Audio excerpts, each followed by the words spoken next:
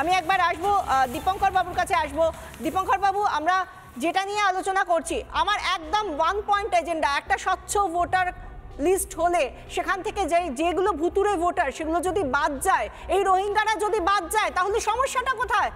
দেখুন, একটা পরিষ্কার কথা, এটা আমরা বলছি না, মমতা ব্যানার্জি 4/8/2005 সালে যেটা বিধানসভায় বলেছিল, লোকসভায় বলেছিল, সেটাই এবার দিল্লি, হরিয়ানা, রাজস্থানের বিধানসভা নির্বাচনের পর বিজেপি যখন 3টে রাজ্যে জয়লাভ করলো, তখন মমতা ব্যানার্জি বিজেপি কিভাবে জিতেছে তার বিশ্লেষণ দিতে গিয়ে আপনাদের মিডিয়ার সামনে কি বলেছিল, যে এই সব রাজ্যে ভোটার লিস্টে অন্য অনেক ভোটার ঢুকিয়ে, ভুয়ো ভোটার ঢুকিয়ে বিজেপি ক্ষমতায় জিতেছে।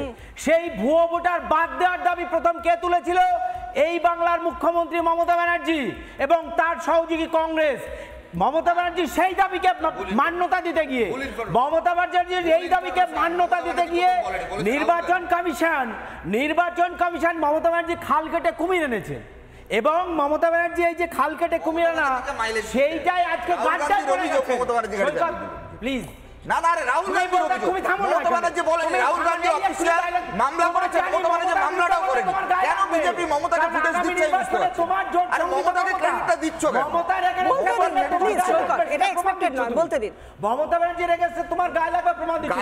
এবার এই যে মমতা ব্যানার্জি বলেছিলেন ভোটার লিস্টে কারচুপি হচ্ছে, আমরাও বলেছিলাম যে ভোটার লিস্টে যদি এরকম কোনো সংশয় থেকে থাকে তাহলে নির্বাচন কমিশন সেই সংশয় দূর করুক। আমাদের বিরোধী দলের নেতা 16 লক্ষ পশ্চিমবাংলায় ফলস ভোটারের তালিকা নির্বাচন কমিশনের কাছে জমা দিয়ে এসছে।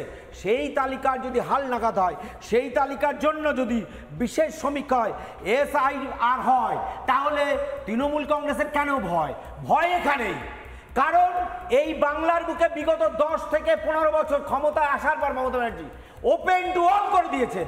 এক্ষুনি লাভলি খাতুনের কথা বলছিল, ওপার থেকে মোহাম্মদ সেলিম আনসারি বাংলাদেশ থেকে যে এখানে এসেছে, এখানে এসে মাদ্রাসায় পড়াচ্ছে, মাদ্রাসার ইমাম ভাতা নিচ্ছে।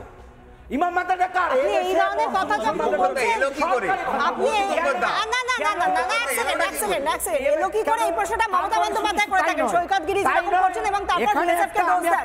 আমি একবার দীপঙ্কর বাবু, এক সেকেন্ড, আমি দু জায়গায় ভোটার লিস্টে না, একদম এখানে আমরা যারা 5-6 জন আছি, এখানে এত কর্মী রয়েছে, কার দু জায়গায় ভোটার লিস্টের নাম আছে?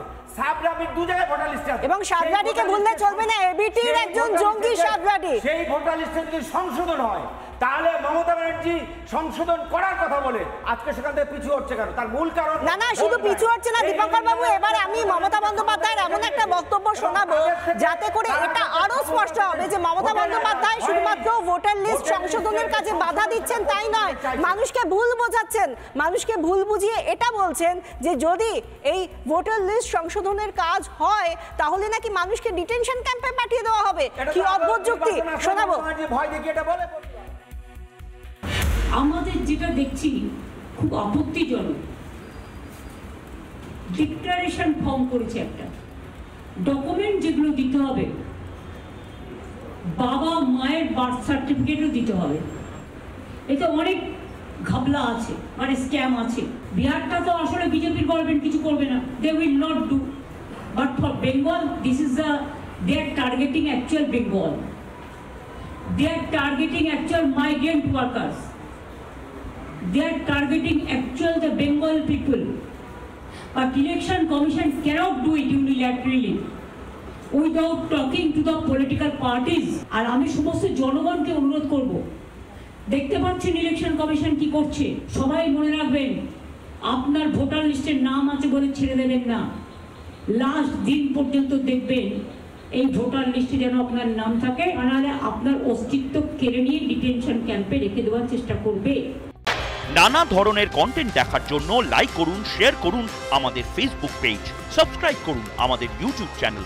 পাশাপাশি অন্যান্য ব্রেকিং নিউজের জন্য অবশ্যই চোখ রাখুন রিপাবলিক বাংলায়।